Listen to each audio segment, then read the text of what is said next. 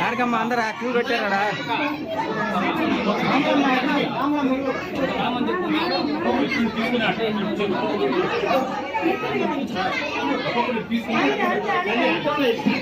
ఏ తల్లి ఏ నువ్వు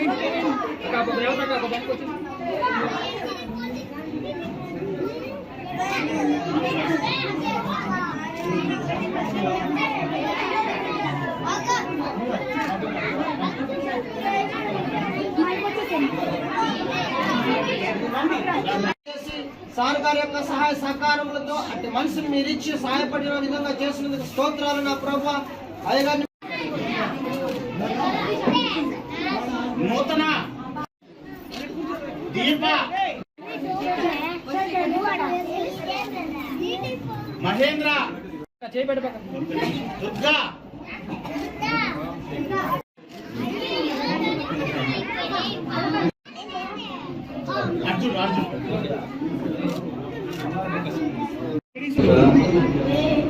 చాలా చాలా నిజంగా ఆనందంగా ఉంది. ఎందుకంటే ఈరోజు భోగి సకర సంక్రాంతి. ఈ సందర్భంలో నేను 50 డిగ్రీలో రావాలి. ఇక్కడ అంతకుముందు ఒకసారి వచ్చాను. వచ్చినప్పుడు ఇక్కడ ఉన్న సరౌండింగ్స్లో ఉన్న పేద నిరుపేదలు ఎవరైతే ఉన్నారో వాళ్ళందరూ, నేను యాక్చువల్లీ పక్కకు వచ్చాను, పక్కన హాల్ పక్కకి, వాళ్ళు చూపించి పరిస్థితి ఎలా ఉంది సార్, మేము దైవ ప్రార్థన చేసుకుంటాం, చూసుకోవాలంటే మా ఫ్లోరింగ్ చూడండి, మా పైన చూడండి వాళ్ళు అనడం. వెంటనే నేను అప్పటికప్పుడు యాక్చువల్గా వాళ్ళకి దీనికి సంబంధించిన సహాయం చేస్తానని చెప్పడం, వెంటనే దాన్ని అమలుపరచడం జరిగింది. అది గవర్నమెంట్ పెట్టింది. ఒక నెల 1 వీక్లోనే వాళ్ళు కంప్లీట్గా వాళ్ళకి కావాల్సి చాలా చక్కగా మంచి ఫ్లోరింగ్తో చాలా చక్కటి తీసుకున్నాను. చూడటానికి చాలా చాలా ఈ చర్చి చాలా చాలా అందంగా తీసుకున్నారు. నేను ఒక నెల క్రితం చూసినప్పుడైతే అసలు ఎలా మండిపోవడం ఉంటూ ఉన్నాయి. నిజంగా ఆ భగవంతుడు యేసుక్రీస్తు అందరినీ బాగా చూడాలని, ప్రతి ఒక్కరు చూస్తారని నేను ఆశిస్తున్నాను.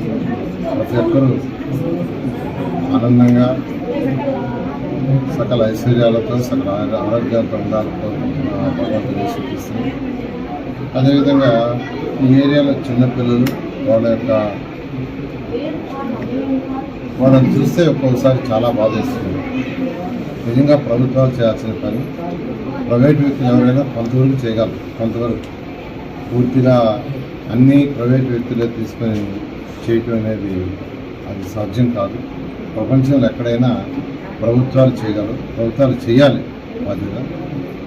ఆ పిల్లల్ని చూస్తుంటే చాలా చాలా బాధగా వాళ్ళ డ్రెస్ అవి. అందుకని ఆ రోజు నేను కపిల్ శ్రీనివాస్ చెప్పాను, మీరు ఆ పిల్లలకి ఒక 3 జతలు నారాయణ గ్రూప్ నుంచి యాక్చువల్గా వాళ్ళు ఇవ్వండి అని ఇమీడియట్గా మా అల్లుడు పునీతికి మా డాక్టర్స్ వాళ్ళకి చెప్పడం జరిగింది. వెంటనే వాళ్ళు యాక్చువల్ పంపించారు. ఇవాళ మిగిలిన వాళ్ళకి ఇచ్చారు. అదేవిధంగా నేను 50వ డివిజన్లో కూడా ఇవ్వడం జరిగింది. 50వ డివిజన్లో దీన్ దయాళ్ నగర్ మీకు అందరికీ తెలిసింది, చాలా చాలా నిరుపేదలు ఉంటారు. ఎక్కువగా 5వ డివిజన్ అది. ఎక్కువగా అక్కడ కానీ ఇక్కడ కానీ ఎక్కువ మంది చిన్న చిన్న కూలీ పనులు చేసుకుంటూ లేదా ఇళ్లలో పాస్మెంట్ చేసుకునే తల్లులు, ఇలాంటి వాళ్ళు ఎక్కువగా ఉండే ఏరియా ఇది. వాళ్ళకి నిజంగానే వాళ్ళ పిల్లల్ని ఉన్నత స్థితికి సొంతగా డబ్బులతో చేసుకోవటం కష్టం. అది ప్రభుత్వాలు చేయాలి. గత ప్రభుత్వంలో నేను మినిస్టర్గా ఉన్నప్పుడు నా ఆధ్వర్యంలో 2000 మున్సిపల్ స్కూల్స్ ఉన్నాయి. 2000 మున్సిపల్ స్కూల్స్కి నేను మినిస్టర్ అయిన 3 నెలల్లోనే 33,000 బెంచెస్ ఇచ్చేటట్టుగా ఆర్డర్ చేశాను, సప్లై చేయించాను. వచ్చిన 3 నెలల్లోనే కొన్ని స్కూల్స్ పోతే అక్కడ పిల్లలు నేల మీద చదువుతున్నారు. నేల మీద ఇంకా ఈ జనరేషన్ విద్యాశాఖలో కూడా పిల్లలు నేల మీద కూర్చొని చదవటం అనేది. ఎందుకంటే మేము చిన్నప్పుడు 5వ తరగతి దాకా నెల్లూరులో అరుణాపురం ఓరిగంట స్కూల్లో చదివారు. అక్కడ నేల మీద కూర్చొని చదివాము. అది ఎప్పుడో కానీ ఇప్పుడు ఇంత డెవలప్ అవుతూ ఇంత ఎకానమీ పెరిగి రాష్ట్రానికి పెరిగింది, మున్సిపాలిటీస్ పెరిగినాయి.